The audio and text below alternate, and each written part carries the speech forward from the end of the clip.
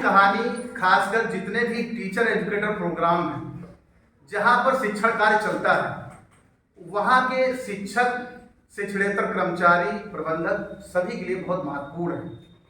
देखिए, इस कहानी से हमें कुछ सीख मिलती है और ये कहानी एक नैतिकता का बहुत ज़्यादा एक उचित पैमाना निर्धारित करती है। ये बात है महाभारत काल। महाभारत काल में जैसा आप सबको पता है कि कौरव और पांडवों के बीच में बहुत बड़ा युद्ध हुआ था। उसी समय कौरवों ने छल से और कपट से पांडवों को धृत क्रीड़ा में हरा दिया।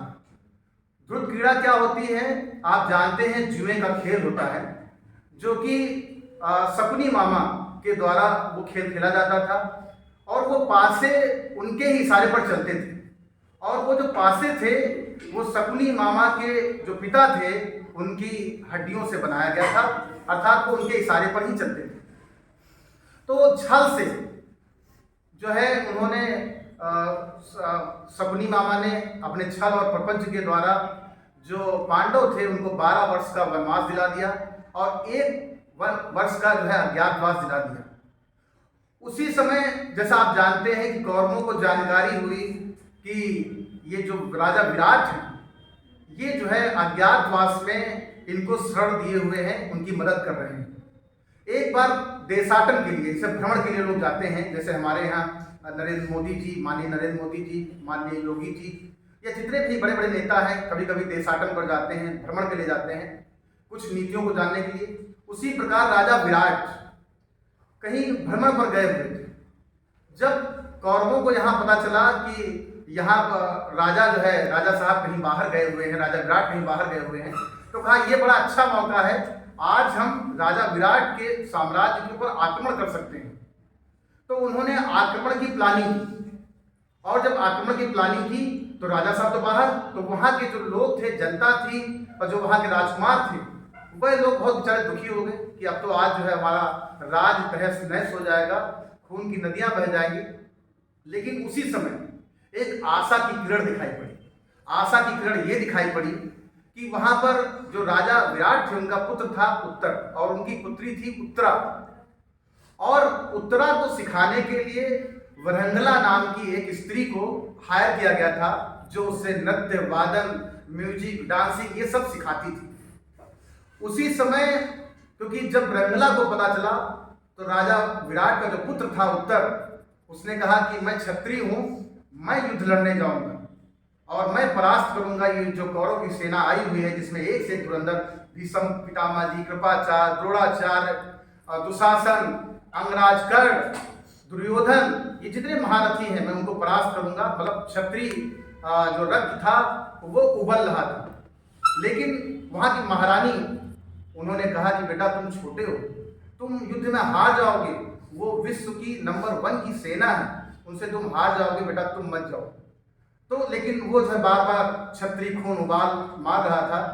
तो वहां पर वृंगला भी थी। तो वृंगला ने कहा कि माता रानी साहिबा, आप मेरे निवेदन को जो है स्वीकार करें और मैं आपके पुत्र उत्तर के साथ कौरवों की सेना के साथ लड़ने के लिए जा रहा हूं। अगर जब तक मैं जिंदा हूं तब तक तुम्हारे बेटे पर किसी भी प्रकार की आंच भी नहीं आ पाए, ऐसा उन्होंने वचन दिया और मेरे रहते आपके बेटे को कुछ भी नहीं होगा। इतना आश्वासन पाने के बाद कहीं ना कहीं जो है जो राजा की वाइफ थी, पत्नी थी, उन्होंने कहा ठीक है। उन्होंने जो है स्वीकृति दे दी कि जाइए आप दोनों लोग वृंगला और आप अर्थात उत्तर और जो पूरी सेना ले जाकर वहां लड़िए जाके, परमिशन दे दी उन्होंने। तो उन्होंने वृंगला को लिया, वृंगला सारथी बने और उन्होंने जो है रथ के ऊपर बैठे और उत्तर पीछे बैठे और आगे जाकर जो है सेना चली। चलने के बाद जहां पर कौरवों की सेना इकट्ठा हुई थी, जहां पर कौरवों की सेना इकट्ठा थी उसी से आधा किलोमीटर 1 फरलांग पहले वृंगला वहां पर रुके और उन्होंने कहा यहाँ रुक जाइए राजकुमार जी। और तब तक राजकुमार को ये नहीं अंदाजा था कि ये जो वृंगला है, वृंगला स्वयं अर्जुन के रूप में वेश है, जो ये वृंगला है ये अर्जुन है। तो उन्होंने वहां पर उनको रोका और वो जो है एक, क्योंकि आज जब उन्होंने अज्ञातवास में थे तो इन्होंने अपने अस्त्र शस्त्र ये सारी चीजें एक पेड़ के ऊपर ऊपर छिपा दिया था। तो उस पेड़ के ऊपर चढ़े और उस जो बांध के रख आए थे वहां अस्त्र शस्त्र, उसको वहां से उठाया उन्होंने।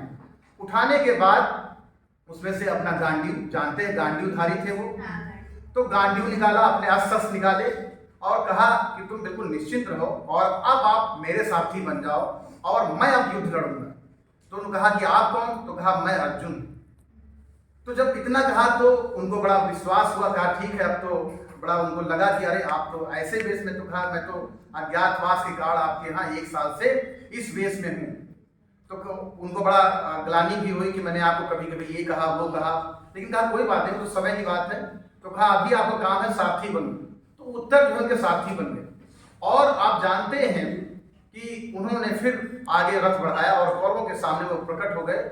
और आप जानते हैं ब्रंगला ना तो पुरुष के रूप में थी और ना ही स्त्री के रूप में थी, इसीलिए उनको, क्योंकि अभिशाप भी था उनको, अभी कभी एक दिन और मौका मिलेगा जरूर आपको फिर कहानी सुनाएंगे। उनको 1 साल का अभिशाप दिया गया था उर्वशी के द्वारा, जिसके कारण वो ना तो 1 साल के लिए स्त्री रहे और ना ही 1 साल के लिए पुरुष रहे, ब्रंगला के रूप में रहे। और वो जाकर कौरवों के सामने इकट्ठा हो गए और इतनी विशाल सेना को देखकर जो है उत्तर तो बहुत घबराए, लेकिन अर्जुन नहीं घबराए, क्योंकि अज्ञातवास में उन्होंने देवी शक्तियां प्राप्त की थी इंद्रलोक से, अर्थात स्वर्ग से। और वहां जाकर उन्होंने बड़ा भयंकर युद्ध लड़ा और उसके अंत में उन्होंने जो है सम्मोहन अस्त्र छोड़ा। सम्मोहन अस्त्र के द्वारा सारे कौरवों की सेना, चाहे गुरु कृपाचार्य हो, चाहे गुरु द्रोण हो, चाहे भीष्म पितामह जी हो, चाहे दुर्योधन हो, चाहे दुशासन हो, चाहे अंगराज कर्ण हो, अश्वत्थामा हो, ये जितने भी लोग थे इनको सबको सम्मोहन अस्त्र के द्वारा गहरी नींद से सुला दिया। जब गहरी नींद से सुला दिया तो उसके बाद उन्होंने जो है उत्तर को बुलाया और उत्तर को बुलाया तो उन्होंने कहा कि राजकुमार जी, आपको याद है आपकी बहन अर्थात उत्तरा ने क्या कहा था कि अगर आप युद्ध में विजयी हो जाना तो विजयी होने के बाद आपको स्मृति चिन्ह के रूप में जो उनके अंग वस्त्र हैं अर्थात उनके दुपट्टे हैं, जो राजसी दुपट्टे हैं, उनको जरूर ले आना, क्योंकि मैं उनसे उन गुड़ियों, जो हमारी गुड़िया गुड्डा खेल खेलते हैं, उनके लिए वो अस्त्र क्या बनाएंगे, हम वस्त्र बनाएंगे। तो कहा आप सब लोग जो है सम्मोहन अस्त्र के द्वारा सब लोग बेहोश हो गए हैं, चित हो गए हैं, इनको कृपा करके इनके सबके अंग वस्त्र आप जो है उतार लाएं। तो वो अंग वस्त्र उतारने चले गए और सब कहा कि, लेकिन उन्होंने कहा, एक निवेदन किया कि भाई ऐसा है भीष्म पितामह जी के अंग वस्त्र मत उतारना, क्योंकि मेरे परदादा है, मेरे दादा है। इसके अलावा ये सारा हो जाने के बाद उन्होंने फिर वही गांडीव, अपने अस्त्र शस्त्र उस पेड़ के ऊपर टांग दिए और फिर वो राज्य में चले गए। तब तक तुरंत जो है राजा साहब भी वापस लौट के आ गए, राजा विराट। उनको जब पता चला कि मेरे बेटे उत्तर ने जो है सारी कौरव सेना को परास्त कर दिया, तो उन्होंने, क्योंकि अर्जुन ने, ब्रंगला ने कहा था कि आप किसी से ये मत कहना कि हमने युद्ध जीता है, कहा कि अगर आप बताएंगे तो आपके पिता का जो है सर और जो सीना है जो गर्व से चौड़ा हो जाएगा, कम से कम अपने पिता के मान सम्मान के लिए आप ये झूठ इतना बोलिए। तो कहा ठीक है। जब वहां पहुंच गए तो लोगों ने बड़ी, जो राजकुमार उत्तर थे उनकी प्रशंसा की और ढोल नगाड़े और विजय उत्सव मनाया गया, ये सब चीजें होती रही। लेकिन उसके बाद जब राजा साहब ने पूछा कि बेटा उत्तर तुमने कैसे युद्ध जीता, तो उन्होंने कहा कि नहीं महाराज, मैं गलत नहीं बोलूँगा, मैंने जो युद्ध नहीं जीता है, ये युद्ध तो ब्रंगला ने जीता है। और कहा ब्रंगला तो साक्षात अर्जुन है, ये ब्रंगला नहीं, ये तो अज्ञातवास के कारण, दुर्ग कीड़ा में हार जाने के कारण ये अज्ञातवास में है। क्योंकि अज्ञातवास में अगर पता चल जाएगा किसी को कि ये अर्जुन है, भीम है, तो पुनः 12 साल के लिए पुनः फिर वनवास उनको हो जाएगा। इसीलिए क्योंकि प्लानिंग से उनको जो है इस प्रकार का वनवास दिया गया था। तो कहा ये अर्जुन है। तो वो बहुत प्रसन्न हुए राजा विराट और उन्होंने अगले दिन पूरी राजसभा बुलाई और राजसभा में कहा कि मैं आपसे बहुत प्रसन्न हूँ, अगर आपको कुछ हमसे लेना हो तो आप बता दीजिए। तो कहा हमें कुछ नहीं चाहिए, मैं तो आपका अतिथि था, आपने मुझे शरण दी, मैं तो आपका ऋणी हूँ, मैंने अपना कर्तव्य किया है, अपना कर्म किया है, और जब कर्म किया है तो मुझे कुछ आपसे अपेक्षा नहीं, मैं आपसे कुछ ले नहीं सकता हूँ। जब ऐसा उन्होंने कहा तो कहा नहीं, मेरी इच्छा है कि मैं आपको कुछ देना चाहता हूँ। तो कहा क्या देना चाहते हैं? कहते उन्होंने, कभी आपको पता होना चाहिए जब राजा महाराजाओं का समय था, जब कोई राजा महाराजा बहुत प्रसन्न हो जाता था, जब खुश हो जाता था, तो वो प्रसन्नता के रूप में कोई चीज जब उपहार देता था तो सबसे बड़ा उपहार होता था वो था या तो अपनी बहन का स्वयंवर का प्रस्ताव आपको दे देता था, या अपनी बेटी के स्वयंवर का प्रस्ताव आपको दे देता था। कभी आपने देखा होगा राजा महाराजा कहीं जब युद्ध जीत के आते थे तो वहां से कोई भी स्त्री को लेकर आते थे पत्नी के रूप में, तो वहां वो उस उपहार स्वरूप सबसे बड़ा उपहार वही समझा जाता था। वैसे ही राजा विराट ने भी अर्जुन को जो है कहीं ना कहीं एक निवेदन किया कि आप मेरी बेटी उत्तरा के साथ विवाह करें।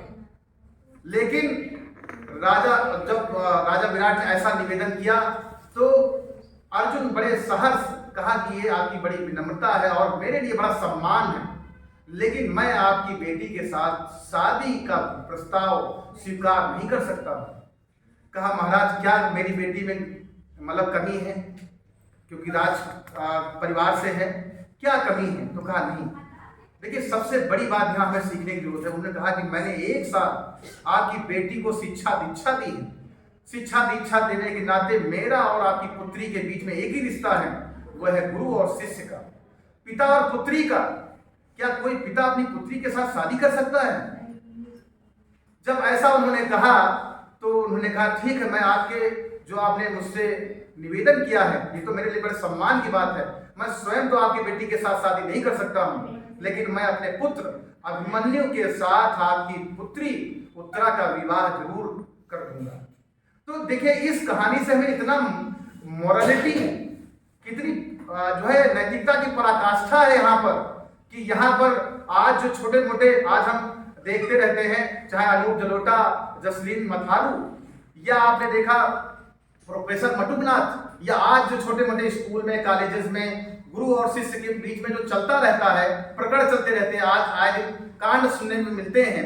ये इस कहानी से हमें ये सीख मिलती है कि जो गुरु और शिष्य का जो संबंध है वो क्या होता है, पिता पुत्री का होता है, पिता पुत्र का होता है। तो इस कहानी से ये जितने भी टीचर एजुकेटर प्रोग्राम हैं, जितने भी शिक्षक प्रशिक्षण कार्यक्रम हैं और जितने भी गुरु हैं अर्थात टीचर हैं जो बनने जा रहे हैं, उनको भी इस कहानी से ये सीख लेनी चाहिए कि पिता और पुत्री का संबंध जो है एक गुरु और शिष्य का संबंध होता है, एक पिता और पुत्र का संबंध गुरु और शिष्य का होता है। तो इसका मतलब जो भी हम आने वाले समय में जब भी हम शिक्षक बने तो इस प्रकार के इस नैतिक आचरण को अपने जीवन में जरूर उतारें। धन्यवाद, नमस्कार।